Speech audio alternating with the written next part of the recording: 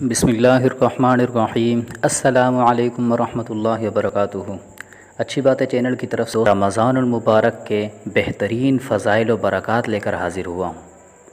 Video کے شروع سے پہلے اگر آپ ہمارے چینل پر نئے ہیں تو چینل کو سبسکرائب کر لیں اور بیل آئیکن کے بٹن کو دبا لیں تاکہ ہماری آنے والی ویڈیوز آپ تک پہنچتی رہے۔ ماہ رمضان کے فضائل و برکات۔ رمضان المبارک کا مہینہ اپنی خصوصیات اور فضائل و برکات کی وجہ سے امتیازی شان رکھتا ہے۔ رسول اکرم صلی اللہ علیہ وسلم نے فرمایا کہ جب رمضان آتا ہے تو جنت کے دروازے کھول دیے جاتے ہیں اور دوزخ کے دروازے بند کر دیے جاتے ہیں اور سرکش شیاطین کو قید و بند میں ڈال دیا جاتا ہے۔ اس ماہ مبارک کا ابتدائی عشرہ رحمت، درمیانی عشرہ مغفرت اور آخری عشرہ دوزخ سے آزادی کا وقت ہے۔ رمضان میں بے حساب برکتوں اور رحمتوں والی ایک رات شب قدر آتی ہے جو قرآن کریم کے ارشاد کے مطابق 1000 مہینوں سے بہتر ہے۔ اس بابرکت مہینے میں اہل ایمان کے رزق میں اضافہ کیا جاتا ہے۔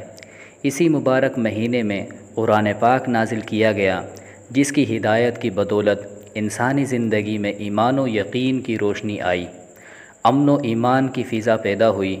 اس مہینے میں دن کے روزوں کے علاوہ رات میں ایک خاص عبادت کا عمومی اور اجتماعی نظام قائم کیا گیا جو تراویح کی شکل میں ملت اسلامیہ میں رائج ہے۔ دن کے روزوں کے ساتھ رات کی تراویح کی برکات مل جانے سے اس مہینے کی نورانیت اور تاثیر میں نمایاں اضافہ ہو جاتا ہے، جس کو اپنے ادراک اور شعور اور احساس کے مطابق ہر بندہ محسوس کرتا ہے۔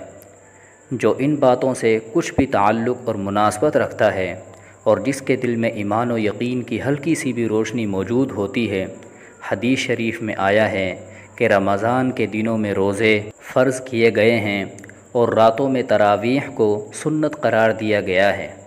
نیز اس ماہ میں اس کی طرف سے ایک منادی اعلان کرتا رہتا ہے، اے خیر کے طلب کرنے والو، بھلائی کے کام کی طرف آگے بڑھو، اور اے برائی کے چاہنے والو، اپنی برائیوں سے باز آؤ۔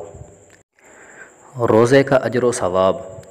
رسول اکرم صلی اللہ علیہ وسلم نے روزے کی فضیلت اور اس کی قدر و اہمیت بیان کرتے ہوئے ارشاد فرمایا، آدمی کے ہر اچھے عمل کا ثواب روزے کے نتیجے میں 700 گنا تک بڑھا دیا جاتا ہے۔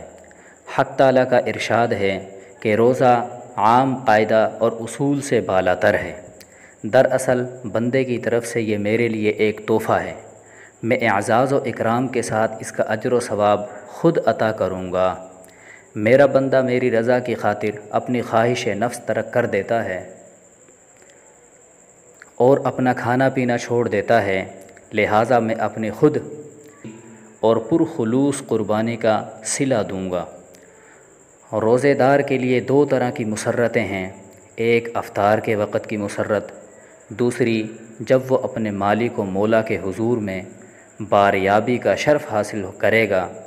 روزے دار کے منہ کی بو اللہ کے نزدیک مشک کی خوشبو سے بھی زیادہ پسندیدہ ہے، یعنی انسانوں کے لیے مشک کی خوشبو جس قدر عمدہ ہے، اللہ تعالیٰ کے نزدیک روزے دار کے منہ کی بو اس سے بھی زیادہ پیاری ہے۔ روزہ دنیا میں نفس و شیاطین کے شدید حملوں سے بچاؤ کے لیے اور آخرت میں جہنم کی ہولناکیوں سے تحفظ کے لیے ایک مؤثر ذریعہ ہے اور ایک مضبوط ڈھال ہے۔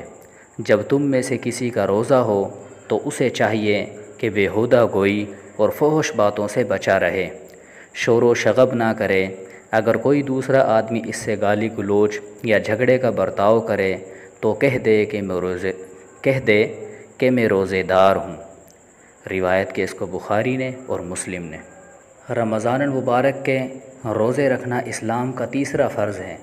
جو شخص اس کے فرض ہونے کا انکار کرے وہ مسلمان نہیں رہتا، اور جو اس اہم فرض کو ادا نہ کرے وہ سخت گناہگار اور فاسق ہے۔